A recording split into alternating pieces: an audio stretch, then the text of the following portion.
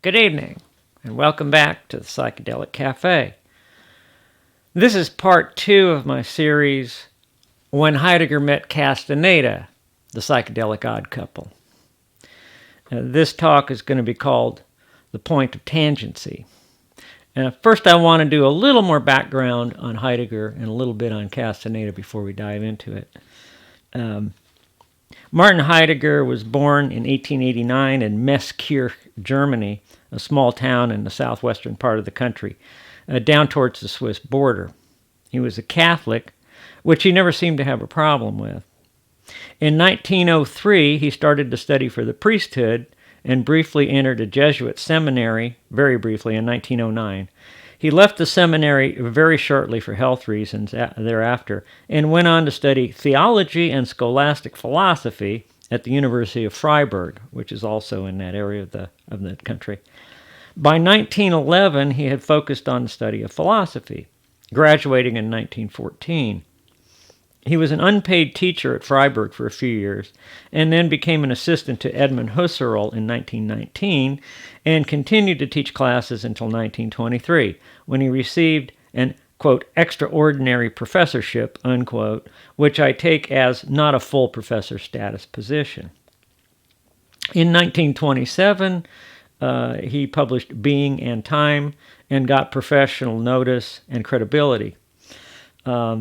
He took Husserl's post as a full professor in 1929 when Husserl retired.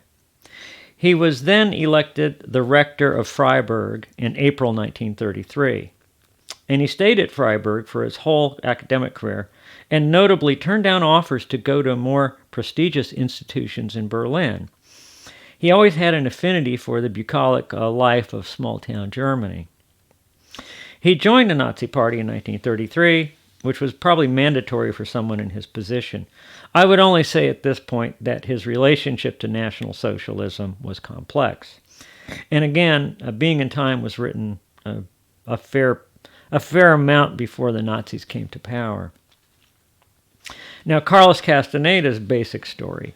Carlos was about 35 years old, and he was a graduate student in anthropology at UCLA in 1961. He says that while doing some work in Arizona, he met an old Yaqui Indian shaman named Juan Matus, or Don Juan, to use the honorific title. He consulted with his anthropology academic advisors to see if he could do field work, using Don Juan as his key informant. He did this, and he entered into a 10-year apprenticeship with Juan, and his series of books purport to document his apprenticeship and its results. Now, a little further note on Castaneda. Although Castaneda became closely associated with the psychedelic 60s and has been called one of the fathers of the New Age movement, the books that contain psychedelic experiences are really only the first 2 books. And Juan calls psychedelics power plants because the natural sources were what they used as a Yaqui Indian, peyote, datura, and various things that grew. And Juan considered them as a tool. They were not central to his teachings. And as Juan said, they were useful to shake up Carlos's certainty about his worldview. And one other thing about Castaneda, in the 8 books that I'm talking about, there's kind of two themes, 2 major themes. And one is the magical practices, the strange experiences that Juan put Carlos through. And those were specific to that time, that place, their relationship. And I don't think they're at all duplicatable or even... that. To me, that's not where the meat lies.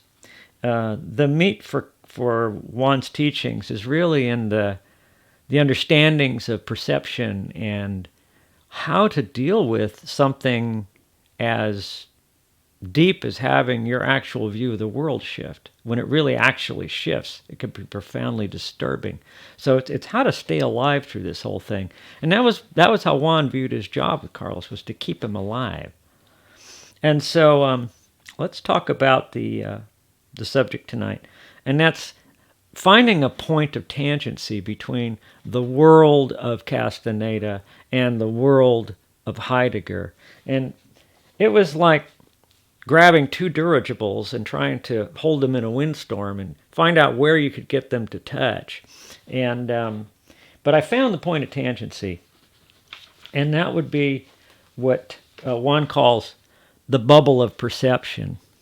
So I'm going to do a little reading here from first from Tales of Power, which is really my favorite book of the series. And this is a conversation between Juan and Carlos. And Juan says, "The sorcerer's explanation, of course," he replied. "You'll see that for yourself. But let's continue with it. Sorcerers say that we are inside a bubble. It's a bubble into which we are placed at the moment of our birth. At first the bubble is open, but then it begins to close until it has sealed us in. That bubble is our perception. We live inside that bubble all our lives. And what we witness on its round walls is our own reflection." He lowered his head and looked at me askance. He giggled. "You're goofing," he said. "You're supposed to raise a point here." Carlos laughed. Somehow his warnings about the sorcerer's explanation, plus the realization of the awesome range of his awareness, had finally begun to take their toll. "What's the point I was supposed to raise?" I asked. "If what we witness on the walls is our own reflection, then the thing that's being reflected must be the real thing," he said, smiling. "That's a good point," I said in a joking tone. My reason could easily follow that argument. "The thing reflected is our view of the world," he said. "That view is first a description, which is given to us from the moment of our birth until all our attention is caught by it, and the description becomes a view. The view is the important thing. The teacher's task is to rearrange that view, to prepare the being for the time when the benefactor opens the bubble from the outside." He went into another studied pause and made another remark about my lack of attention, judged by my incapacity to make an appropriate comment or question. "What should have been my question?" I asked. "Why should the bubble be opened?" he replied. He laughed loudly and patted my back when I said, "That's a good question." "Of course," he exclaimed. "It has to be a good question for you. It's one of your own." The bubble is opened in order to allow the luminous being a view of his totality. Naturally, this business of calling it a bubble is only a way of talking, but in this case, it is an accurate way.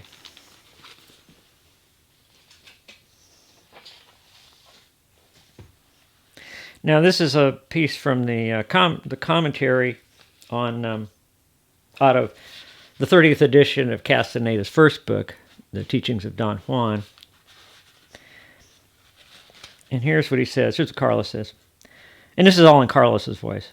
"The irreducible description of what I did in the field would be to say that the Yaqui Indian sorcerer, Don Juan Matus, introduced me into the cognition of the shamans of ancient Mexico.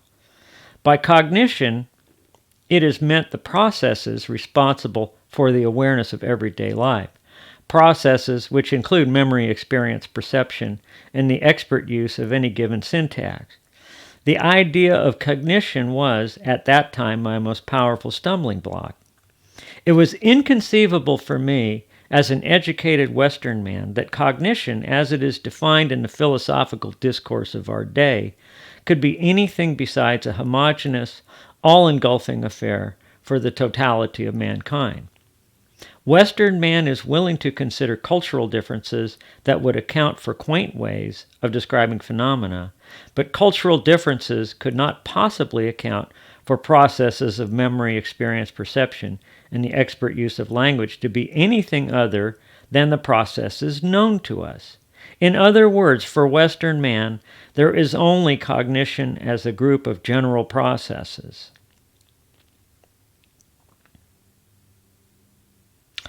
For the sorcerers of Don Juan's lineage, however, there is the cognition of modern man, and there is the cognition of the shamans of ancient Mexico.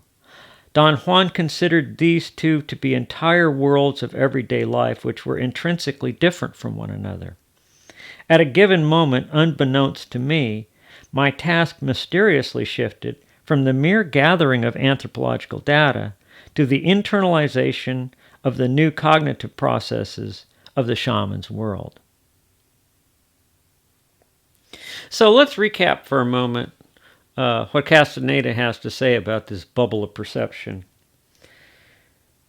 He says, the thing reflected is our view of the world.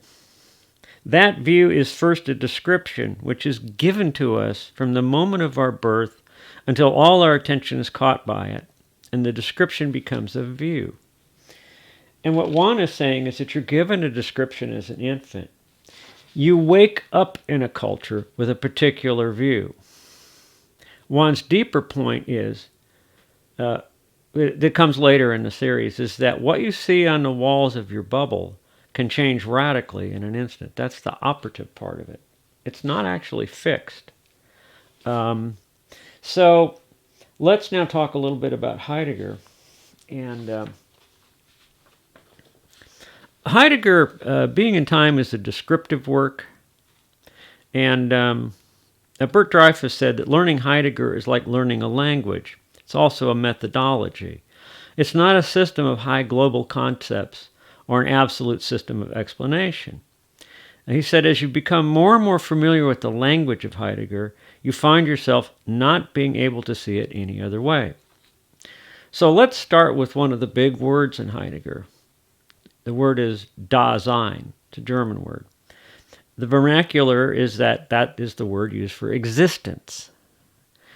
And if you break the word down, it's composed of two words. Da, meaning there, and Sein, meaning to be. And Heidegger makes it into a technical term.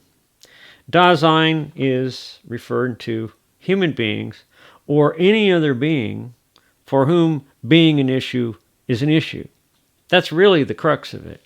Now the only one we know of is human beings. We don't know if sea cucumbers have a problem with being, or being is an issue for a sea cucumber, or if chipmunks have philosophers and wonder about the meaning of being. We simply don't know. And another subtle point in Heidegger is that the only one we can truly interrogate is us. So let's get with it, is his idea. Now, I want to read a little bit in here. This is what Heidegger says about Dasein. Dasein is an entity which does not just occur among other entities. Rather, it is ontically distinguished by the fact that in its very being is an issue for it. But in that case, this is a constitutive state of Dasein's being, and this implies that Dasein, in its being, has a relationship towards that being, a relationship which itself is one of being.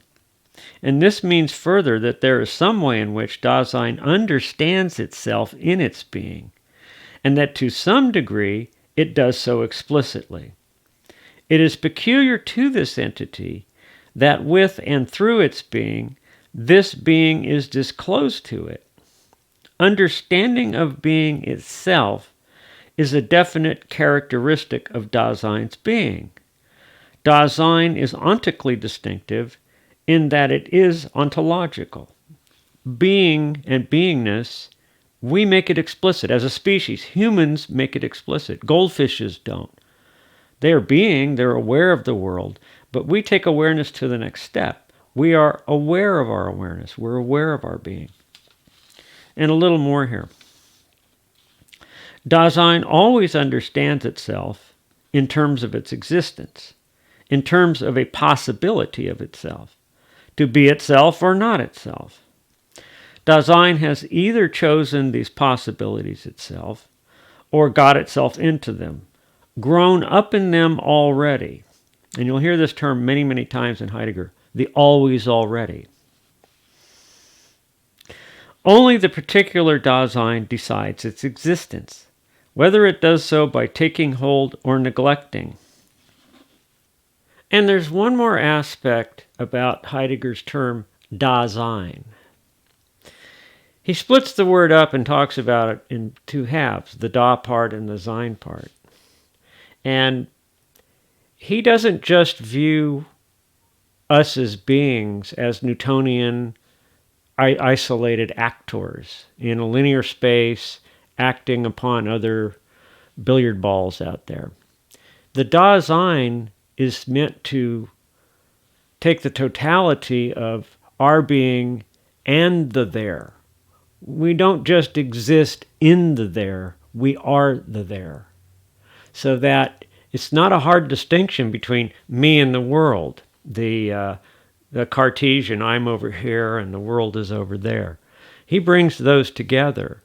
That what we are, if you look at it phenomenologically, is that we are the there. We are both the observer and the observed all at once. And that's what he means by Dasein. And that's part of why he uses the term rather than just human being.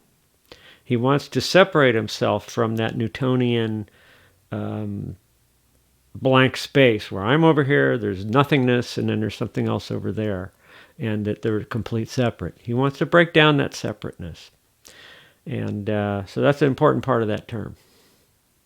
So that's that. Now the next term that Heidegger uses quite frequently is the idea of thrownness. Thrownness.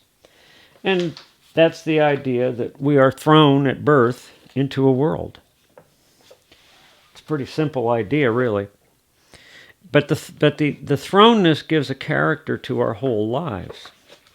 So I'm going to read a little bit from the Heidegger Dictionary, which is composed of various pieces from not only Being and Time, but other works.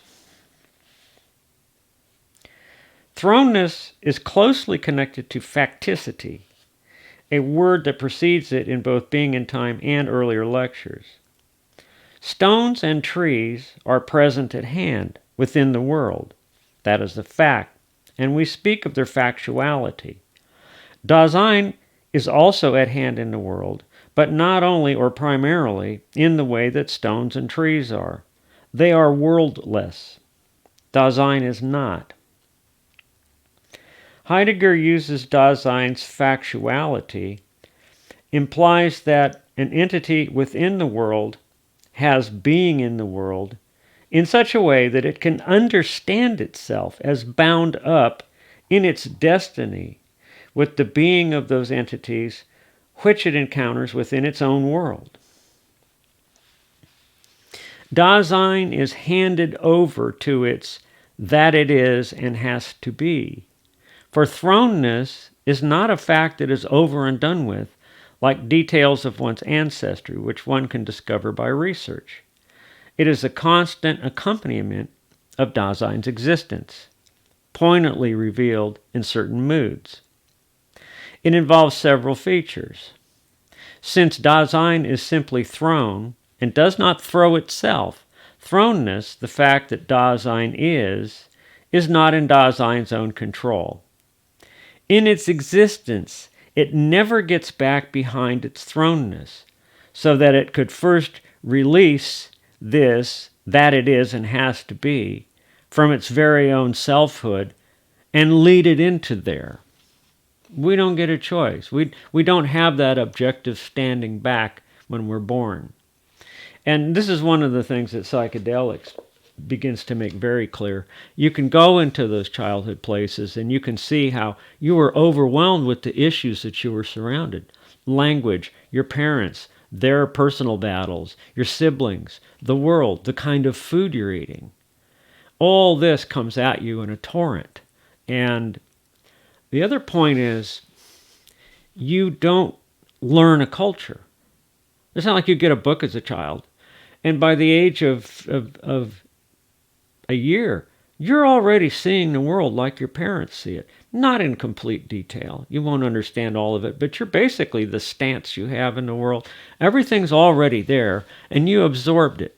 You absorbed it as a matter of survival. This is the thing about not making one's thrownness wrong, which is what a lot of people do. Because Heidegger brings this issue up later, and he says, you can be thrown into a life, or you are thrown into a life, and you could perhaps become authentic, but most of the time you're not really living an authentic life. You're living the life you were thrown into without much choice or awareness about it. But what people do is they read that and they go, oh, I'm going to be authentic. But there's a more subtle point, which is, wait a minute, that thrownness and that soaking up of the people around you it has survival value. If I didn't soak up my parents' way of doing things, I probably wouldn't be here. And as an infant, you don't think that through. You start to respond. And you respond out of survival. So there's many, many things here. And I think that's about enough for the moment. Thank you so much, and we'll be back with more Heidegger and more Castaneda as we expand into both these worlds. Good night.